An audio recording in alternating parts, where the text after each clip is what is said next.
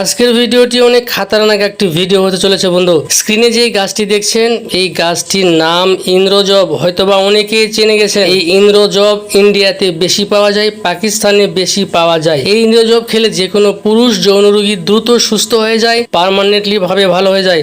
বন্ধু আজকে এই ভিডিওতে আপনাকে এটাই জানাবো। শহরে বা গ্রামে দেখবেন দিন দিন যৌন রোগীর সংখ্যা বেড়ে চলেছে বন্ধু। 50%-এর বেশি মানুষ এই যৌন রোগে আক্রান্ত বন্ধু।